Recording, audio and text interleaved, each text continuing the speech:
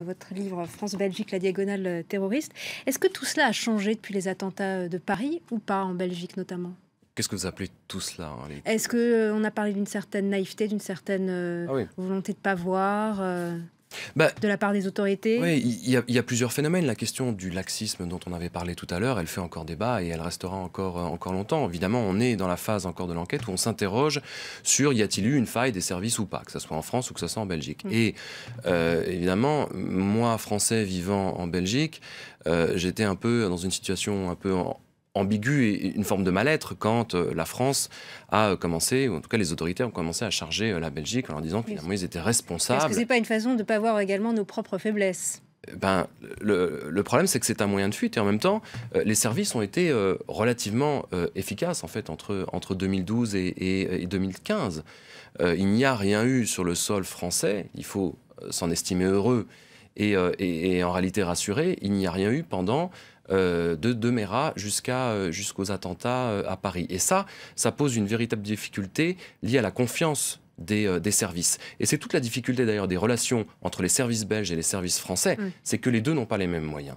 Et les services français ont énormément de moyens. Il y a eu une fusion des deux services pour lequel on a tendance plutôt à dire que finalement il y a une déperdition de l'information et notamment avec la suppression en partie de la police de proximité. Il y avait une chaîne avant qui permettait d'informer de bas jusqu'en haut. Sur la question de la Belgique, c'était probablement la même chose. Le rôle des informateurs, entre guillemets, locaux et le rôle de la police locale est extrêmement important pour faire et provoquer, susciter des remontées jusqu'au ministère. Il y a un défaut de coopération ou pas? Entre la France et la Belgique, non, enfin en tout cas c'est pas moi qui porterai ce genre de jugement. Les autorités ont eu tendance à être dans le Belgium bashing qui paraissait relativement facile et puis finalement les deux pays ont été touchés depuis la même filière. Mais je crois qu'il y a en tout cas eu une chute des budgets qui auraient permis largement en tout cas d'aller jusqu'au bout et peut-être prévenir honnêtement. Ça, aujourd'hui, on peut refaire l'histoire. Je crois qu'il est très difficile de le dire et de l'imaginer. Mais en tout cas, ce que certaines autorités ont pu me dire à Bruxelles, il y avait des informations sur un certain nombre de profils qui étaient radicalisés, pour lesquels la police disait clairement qu'on a 10 personnes qui devraient être suivies et qu'on a les moyens de n'en suivre que 3. Donc qu'est-ce qu'on fait des 7 autres? Et je ne parle même pas du retour de tous les homegrowners, ceux qui sont nés ici, qui ont été s'inventer un destin là-bas, et pour ceux qui n'ont pas été tués, qui vont revenir à un moment ou un autre ou qui sont déjà sur le chemin. On sait très bien qu'on n'a pas les moyens de suivre à la trace l'ensemble de tous ceux qui vont revenir avec l'affaissement, je dirais, je ne parle pas d'effondrement, mais de l'affaissement de l'État islamique. Et c'est ça qui a de quoi inquiéter, c'est qu'au-delà des services, au-delà de la police qu'il peut y avoir dans les rues, au-delà de l'armée qui est dans les rues à Bruxelles depuis X temps, on voit bien que le problème fondamental n'est pas d'être comme ça, en tout cas montrer l'ordre et montrer que l'État est présent est important, mais la prévention est véritablement fondamentale, comme le travail en amont des services. Et du coup, plus généralement, où en est la coopération européenne? Alors la coopération européenne s'est renforcée. Il y a eu un grand plan d'action de l'Union européenne antiterroriste qui a été mis en place en 2015. Il y a depuis 7 ans maintenant un coordinateur de la lutte antiterroriste au niveau de l'ensemble des 28 États membres qui s'appelle Gilles de Kerchove et que nous avons rencontré la semaine dernière avec mon co-auteur, pour lequel voilà, il se fait passer souvent bien malgré lui comme un agent sécuritaire parce que c'est toujours le grand débat. Est-ce qu'on est là pour faire de la répression? Est-ce qu'on est là pour agir après coup? Est-ce qu'on peut véritablement prévenir? Je pense que oui. Et en tout cas, Gilles de Kerchove, le coordinateur, tente de mettre un certain nombre de mesures et de pistes pour prévenir ce genre d'attentats. Au-delà de renforcer la sécurité dans les espaces publics, c'est véritablement permettre à travers des fichiers, véritablement permettre à travers des profils qui sont indiqués de remonter des filières. Mais il est vrai que même un an après, on n'a pas aujourd'hui évidemment le résultat final de l'enquête. Donc ce sont des enquêtes extrêmement compliquées à mener avec beaucoup de juges d'instruction qui sont en place.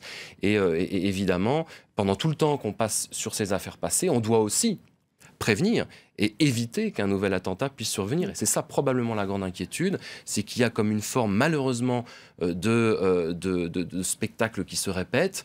On ne pensait pas que Nice surviendrait derrière tout ça, malgré l'état d'urgence, malgré tout ce qui avait été mis en place. Et il y a eu Nice et je crois que du coup, les services travaillent aujourd'hui encore plus qu'activement, peut-être bien plus qu'avant, avec justement ce qui se passe géopolitiquement de l'autre côté de la Méditerranée. On a vu qu'un belgo-marocain a été le coordinateur, Oussama Attar, qui a été récemment identifié.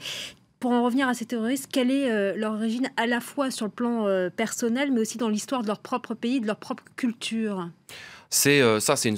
Encore une fois, c'est une situation qui est compliquée pour tenter de faire des parallèles. Faire une loi scientifique sur l'ensemble des profils est toujours, en tout cas Oui. à ce stade, extrêmement compliqué. Il y a des profils de la tuerie de Liège qu'on a un peu oublié, par exemple. Amrani, qui était belge et qui fait partie comme un symbole du premier qui a commis des attentats, je dirais, avec la tuerie du musée juif à Bruxelles, déclarés comme les premiers liés à l'attentat islamique. D'autres, avant, c'était d'autres revendications différentes.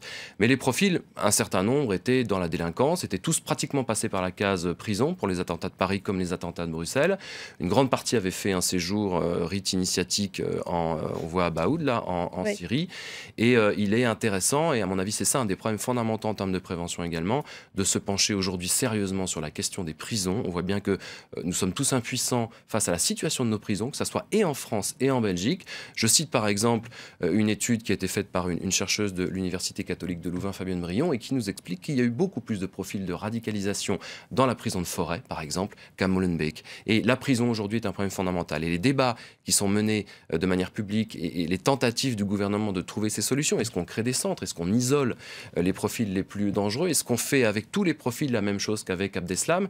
Ce sont des profils qui ont été jusqu'au boutistes, qui ont radicalisé, qui sont basculés dans la violence. Abdeslam, c'est un cas à part, puisqu'il se serait, en tout cas, dégonflé au dernier moment.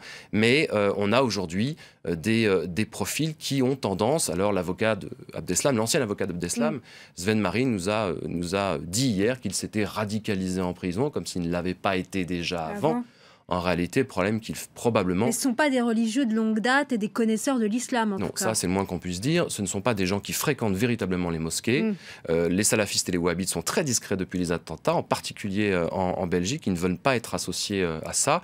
Mais ce sont des profils qui, dans leur chambre, face à Internet, au contact des recruteurs, dans les quartiers, à un moment ou un autre, ont été repêchés par rapport à ça. On leur a dit, moi je connais des profils de gamins qui ont décroché à l'école, se sont rattachés à quelque chose, ont essayé de trouver de l'emploi, ont été confrontés aux pires discriminations pour avoir un boulot décent, même avec des diplômes, et à un moment sont manipulés, instrumentalisés, et on leur dit, vous voyez, vous avez tout ce parcours, et de toute façon votre pays ne vous aimera pas, vous voyez bien que vous êtes toujours à la marge, que vous êtes des citoyens de seconde zone, et soit certains partent, comme à l'époque, soit finalement vous allez punir le pays qui ne vous accepte pas, qui ne vous aime pas. Et ce sont les derniers appels qui sont inquiétants de l'État islamique de cette année, de dire ne venez plus là-bas, mais ne faites plus la hijra, mais faites votre propre attentat et vous vous inventerez un destin et finalement vous aurez donné un sens à votre vie que de punir ce pays qui finalement ne vous intégrera jamais. Ça, c'est aussi une façon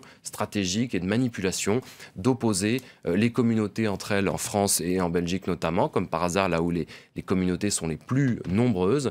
Et ça, évidemment, c'est en tout cas pour des jeunes la possibilité de basculer très rapidement. Radicalisation express, je ne sais pas. Mais en tout cas, il y a aujourd'hui de talentueux cadres qui travaillent pour l'État islamique. Il n'y a pas que des gens complètement perdus. L'État islamique a aussi embauché des gens qui sont des rois de la communication et qui ont su faire des films extraordinaires pour embobiner les jeunes et pour arriver à les happer et arriver à les faire basculer au point de dire non, moi finalement, effectivement, je vais commencer à faire mes prières dans ma chambre, je cache mon tapis sous le lit pour pas que ma famille me voie. Et c'est ce qu'on peut voir sur le film qui vient de sortir, Le ciel attendra, et qui montre des profils souvent de gens qui en plus sont convertis, avec aussi des filles, avec aussi des mineurs.